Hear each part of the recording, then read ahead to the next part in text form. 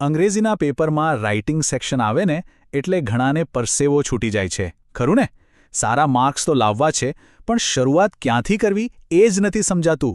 તો ચિંતા ના કરો. આજે આપણે એવી સિમ્પલ ફોર્મ્યુલા જોઈશું ને કે પૂરા માર્ક્સ લાવવા રમતવાત લાગશે. આ પ્રશ્ન લગભગ બધાને થાય છે. અરે યાર, શું લખીશું?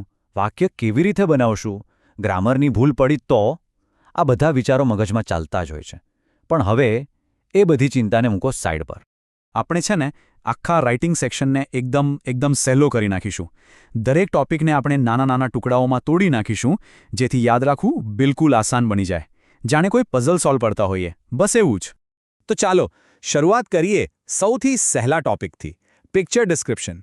આ એક એવો સવાલ છે જેમાં તમે 5માંથી 5 માર્ક્સ આરામથી લઈ શકો છો. કેવી રીતે? બસ એકદમ સિમ્પલ ફોર્મ્યુલાથી. તો આ રહી એ સિક્રેટ ફોર્મ્યુલા. બસ આ 5 સ્ટેપ્સ. આ 5 સ્ટેપ્સની ફ્રેમવર્ક જો મગજમાં બેસાડી દીધી ને, તો દર વખતે એકદમ પરફેક્ટ ડિસ્ક્રિપ્શન લખાશે.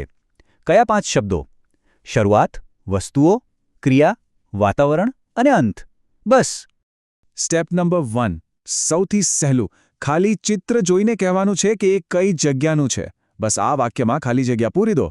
This is a picture of, પછી જે પણ હોય, ગાર્ડન, સ્કૂલ, માર્કેટ, જે પણ. હવે ચિત્રમાં શું શું દેખાય છે એ લખો. જો એક જ વસ્તુ હોય તો ધેર ઇઝ વાપરો, અને એકથી વધારે હોય તો ધેર આર. જેમ કે ધેર ઇઝ અ ટ્રી અથવા there are many birds. Step number 3 એટલે કે એક્શન. ચિત્રમાં લોકો શું કરી રહ્યા છે આ બતાવવા માટે હંમેશા, યાદ રાખજો, હંમેશા ચાલુ વર્તમાન કાળ જ વાપરવાનો. એટલે કે ક્રિયાપદની પાછળ આઈએનજી લગાવવાનું.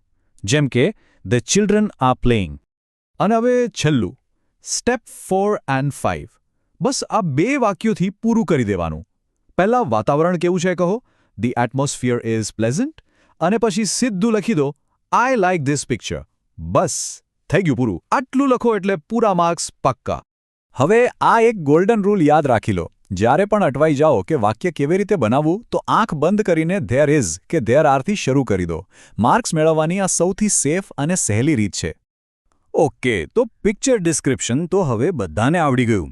હવે આગળ વધીએ ઈમેલ રાઇટિંગ પર. આ પણ 5 માર્ક્સનો સવાલ છે. અને અહીંયા સૌથી મોટો ખેલ છે એના ફોર્મેટનો. અને સૌથી મજાની વાત શું છે ખબર છે? 2 થી 3. જી હા, આટલા માર્ક્સ તો ખાલી સાચું ફોર્મેટ લખવાના જ મળે છે. અંદર શું લખ્યું છે એ પછીની વાત. આ તો જાણે મફતના માર્ક્સ છે. તો આ રહ્યું એ ફોર્મેટ જેને ગોખી જ લેવાનું છે. ફ્રોમ, ટુ, સબ્જેક્ટ, ડેટ, આ બધું જ લાઇનમાં લખી દેવાનું. આ ફોર્મેટ મગજમાં છાપી લો એટલે અડધા માર્ક્સ તો પાક્કા જ સમજો. અને હવે ઈમેલની અંદર શું લખવું એની પણ ચિંતા નથી. આ રહ્યું એક તૈયાર template. I am fine here થી શરૂઆત કરો અને પછી જે વિષય આપ્યો હોય એના વિશે 1-2 લાઇન ઉમેરી દો. કેટલું સહેલું છે. ઈમેલની ઓપ્શનમાં મોટે ભાગે રિપોર્ટ રાઇટિંગ પૂછાય છે. જો રિપોર્ટ લખવાનું વિચારો છો તો એના માટે ફક્ત એક જ નિયમ યાદ રાખવાનો છે. આ જ છે એ મોટો તફાવત. ઈમેલ કોઈપણ કાળમાં લખી શકાય, પણ રિપોર્ટ હંમેશા ભૂતકાળમાં જ લખાય. કેમ? કારણ કે રિપોર્ટ કોઈ એવી ઘટનાનો હોય છે જે બની ચૂકી છે. રિપોર્ટનું ફોર્મેટ પણ એકદમ સિમ્પલ છે. સૌથી ઉપર ટાઇટલ, પછી જગ્યા અને તારીખ, પછી એક શરૂઆતનું વાક્ય, ઘટનામાં શું થયું એનું વર્ણન, અને છેલ્લે એક ક્લોઝિંગ લાઇન. બસ આ ફોર્મેટ ફોલો કરો એટલે રિપોર્ટ તૈયાર. ફરીથી કહું છું, આ એક વાત મગજમાં ફિટ કરી લો. રિપોર્ટ એટલે પાસ્ટ ટેન્સ, ભૂતકાળ. આ નિયમ ક્યારે નહીં ભૂલવાનો. દરેક ક્રિયા ભૂતકાળમાં જ લખવાની છે. ઓકે, તો હવે આખા રાઇટિંગ સેક્શન માટેની સૌથી અગત્યની સલાહ. આ એક ટીપ કદાચ કોઈને પાસ થવામાં પણ મદદ કરી શકે છે. આ વાત બરાબર યાદ રાખી લેજો. રાઇટિંગ સેક્શનમાં કોઈ પણ સવાલ ખાલી છોડવાનો જ નથી. ભલે ટોપિક વિશે કશું જ ના આવડતું હોય, પણ જે ફોર્મેટ આપણે શીખ્યા એ તો લખીને જવાનું. યાદ રાખજો, ફોર્મેટના પણ માર્ક્સ હોય છે, અને 0 માર્ક્સ કરતાં 1 કે 2 માર્ક્સ તો ઘણા સારા. તો આ બધી સિમ્પલ ફોર્મ્યુલા શીખ્યા પછી હવે લાગે છે ને કે આગામી અંગ્રેજીના પેપરમાં વધારે કોન્ફિડન્સથી લખી શકાશે? મને તો ખાતરી છે કે હવે ડર નહીં લાગે. આ બધી ટિપ્સ વાપરજો અને જોજો કે માર્ક્સ કેવી રીતે વધે છે.